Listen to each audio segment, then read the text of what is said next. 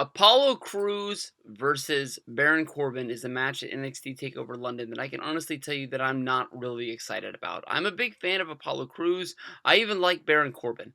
But it seems to me that this match is just almost like spin the bottle.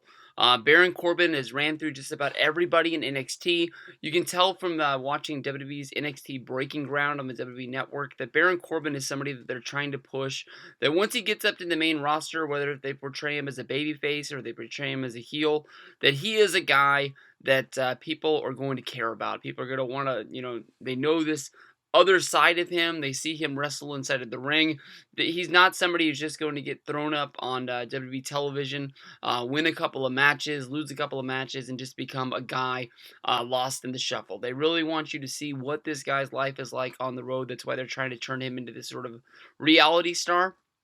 And even though it seems that Apollo Crews, he isn't really featured on every show, he makes a cameo almost on every show. We see this guy playing video games, getting ready for matches, being in matches, how hard he works out. He hasn't really got a real featured storyline on Breaking Ground yet, but it's almost like every show they want to check up on this guy because they know how good this guy is going to be in the foreseeable future. I don't know if it's because his training was already so far along. We haven't seen Finn Balor I don't think we've even seen him on this show at all, except for maybe if he's wrestled in a match. We haven't seen him backstage or at the Performance Center or at home or anything like that. It's almost like they're trying to keep him special, but Apollo Crews more than likely probably is the biggest star that WWE is going to have in their NXT Performance Center. I know that we've never had a African American champion out there. I'm willing to bet that more than likely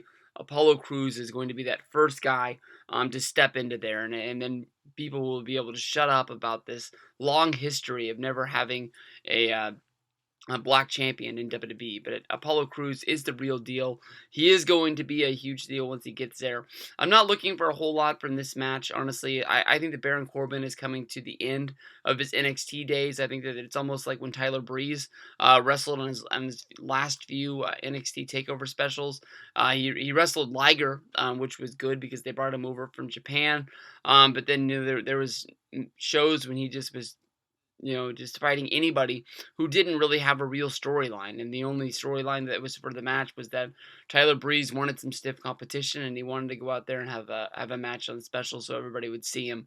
And that's almost the same way I feel about Baron Corbin. I think that he's going to be brought up. I know that there was some rumors based around the Night of Champions pay-per-view when they had the secret member of the Shield, which was going to join them in their match against the Wyatts, which, every day there was a different rumor about who it was going to be before it finally ended up being Chris Jericho.